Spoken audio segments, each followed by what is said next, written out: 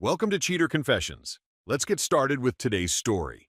I sat across polished glass in a quiet venue office while Suzanne flipped through sample menus and linen charts, her voice light, steady, certain.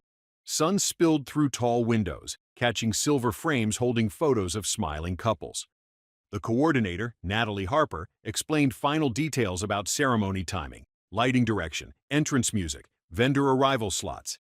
I signed initials on highlighted lines, thinking 3 months felt unreal, thinking life felt lined up.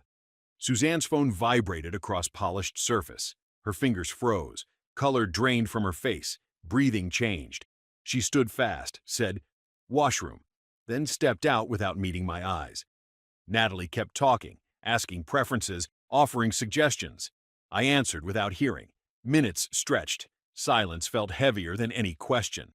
My phone lit up. "Can't do this. Sorry. I just can't marry you." Words sat there. I typed once. "Where are you?" No answer came. Natalie noticed my expression. "Everything okay?" I turned the screen toward her. She read it, lips parting. I heard her inhale. "Sir, do you want to take a moment?" I shook my head, slow, controlled. "Cancel everything," I said. She blinked. "Are you sure?" "Yes. Stop all bookings. Release the date. Call the vendors." Natalie hesitated. "Deposits?" "I know what I paid. Cancel it anyway." The phone rang as she began notifying suppliers. I leaned back, steady, shoulders squared, eyes forward. Suzanne did not return. No footsteps in the hall. No explanation through the door. Just absence. Just a final text. Decision made somewhere else. Life redirected without a conversation. Natalie ended her call. "I'm so sorry, Kyle." "So am I said, calm voice matching the room.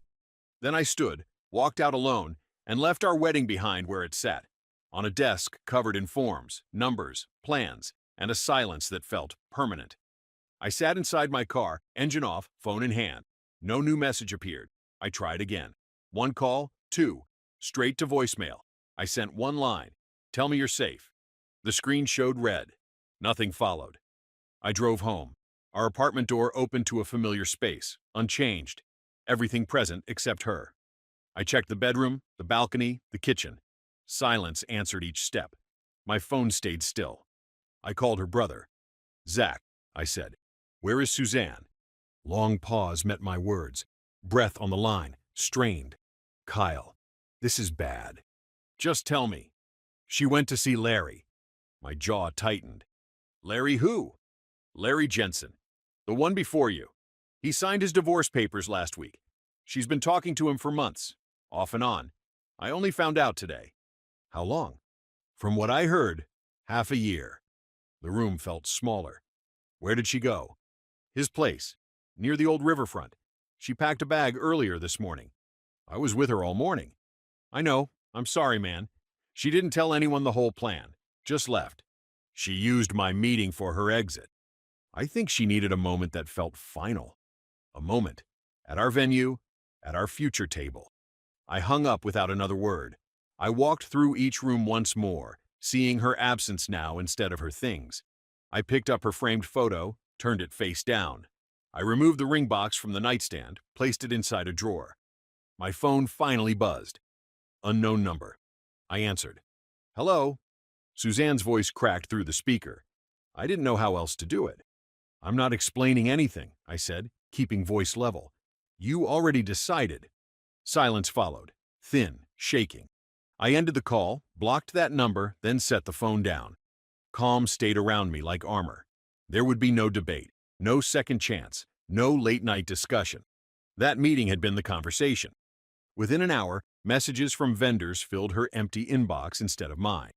Every contract carried only her name. She had wanted control of details, addresses, scheduling, confirmations. I had only wired payment. Now cancellation notices, penalty amounts, and remaining balances followed that paper trail straight to her. Venue, florist, photographer, caterer. Every email, every call, every invoice moved toward the person who signed. I changed access to everything connected to my life. Banking logins updated, streaming accounts locked. One click at a time, I erased overlap. No anger fueled those choices, only order, only clarity. I placed her clothes into bags, set them by the door, unopened, untouched.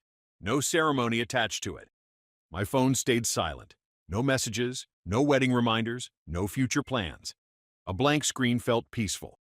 Somewhere across the city, Suzanne was hearing the same voices I had called hours earlier, only now those voices belonged to collections, penalties, and deadlines. She had walked away from one life and stepped straight into another, one shaped by paper, numbers, responsibility. And I let it happen. 2 days passed before I heard anything else.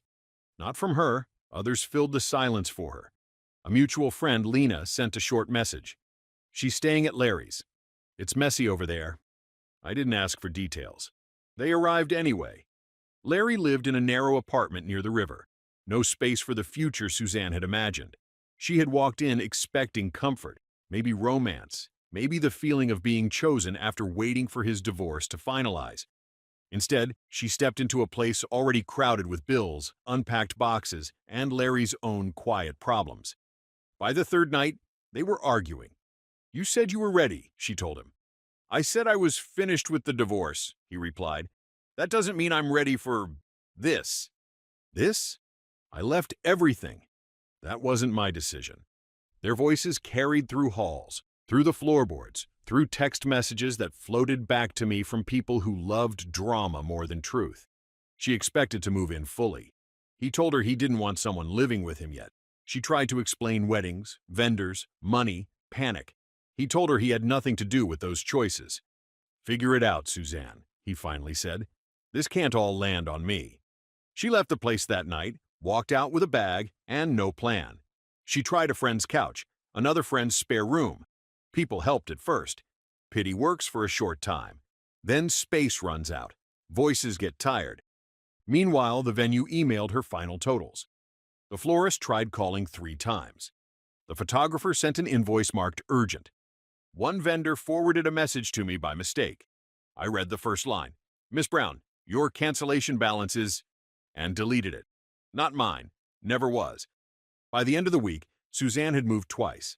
Larry had stopped taking her calls. Mutual friends told me she looked shaken, like someone who suddenly realized the road wasn't paved the way she imagined. Her choice had found its weight. The calls started again on a Monday morning. Unknown numbers. Each ring carried her voice without hearing it. I let the first 3 go to silence. The 4th, I answered. "Kyle, please." Suzanne's words rushed out, tangled. "They won't stop calling. They're saying legal action, collections, credit damage. I don't have anything to give them." "You signed the contracts," I replied. "You chose the exit. You handle the cost." I wasn't thinking straight. "You were thinking for months," I said, "waiting for Larry to be free." I was confused. I didn't mean to destroy everything. "Yet you left." That part was clear. A breath broke through the line. "Just help with part of it. Anything. I can pay you back when I get on my feet." "There is nothing to get back to," I said, then ended the call. That afternoon, her mother showed up at the apartment. A sharp knock, then another. "Kyle, open the door," Evelyn called from outside. I spoke through the door. "You need to leave. You can't just abandon responsibility. She was your fiancée."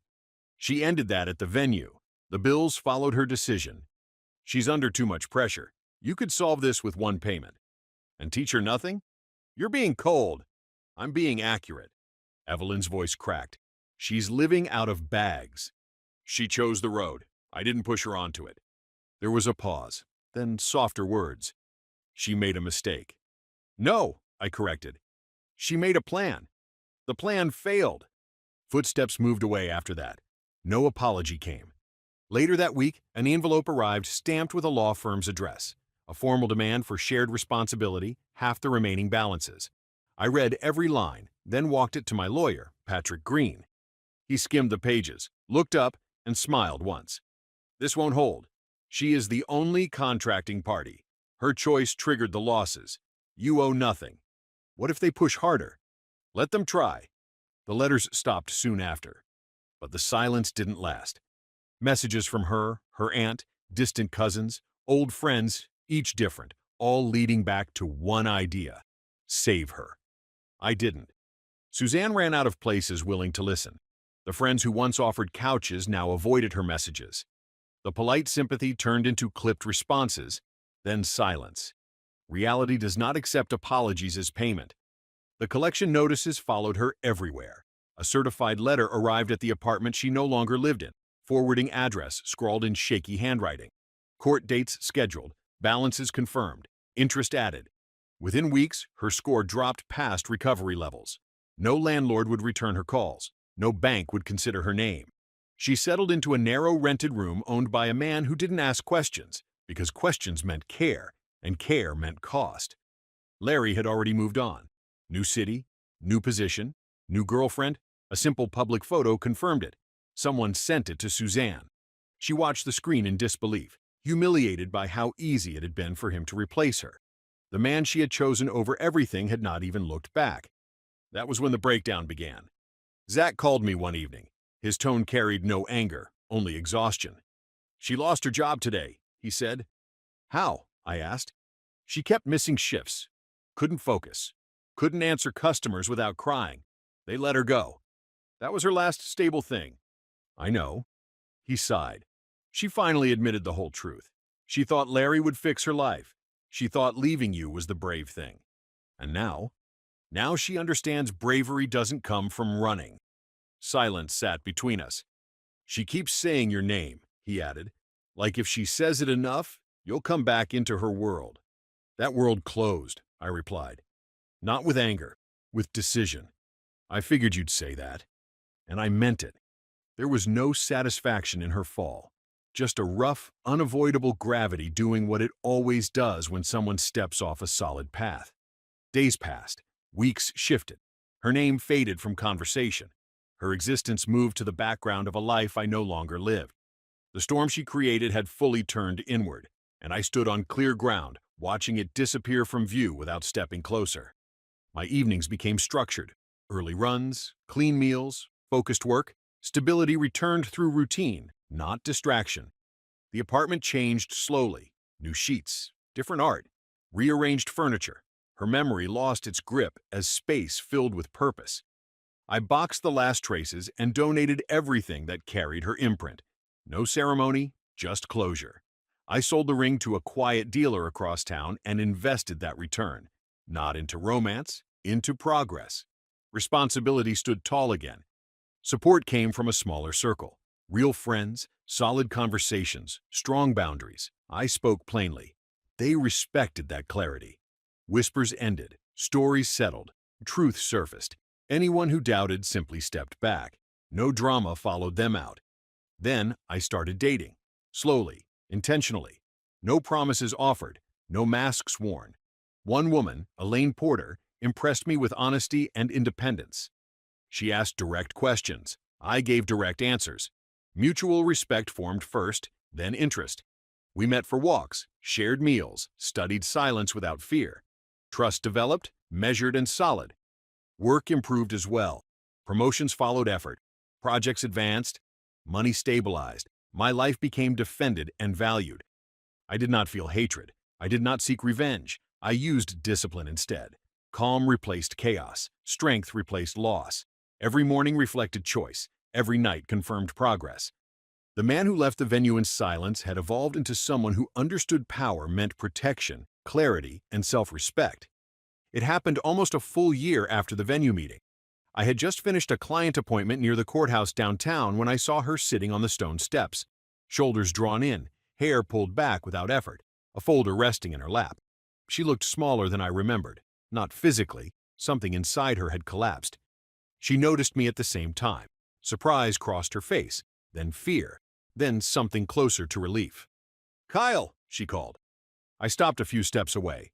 No anger rushed in. No rush at all. Just stillness. "You look different," she said. "So do you." She glanced at the building behind her. "I'm meeting with a legal aid attorney about the debts." A weak laugh escaped her. "Still can't believe how fast everything fell apart." "You chose a faster road," I replied. She nodded once, swallowing. I was wrong about a lot of things. I thought passion meant truth. I thought risk meant courage. I threw away certainty for excitement. Now I understand the difference. Silence stretched. "I'm sorry," she said, "for how I did it, for the text, for using that meeting as an exit. You deserved more than that. I know, I answered simply. Her eyes searched my face. Is there any chance we could start over? Even talk, just once, somewhere that isn't this? There is no over to start, I replied. You already chose the ending. I accepted it and built something else from there. Tears formed but didn't fall. You look stronger. I am. And I look like someone who lost everything. You lost what you abandoned, I corrected gently. That's not the same as losing something taken from you. She gave a slow nod. I hope you're happy. I am. That seemed to be the only closure she could carry. She looked down at the folder again as I turned away. This time it was me doing the walking. This time it was final. Thank you for watching.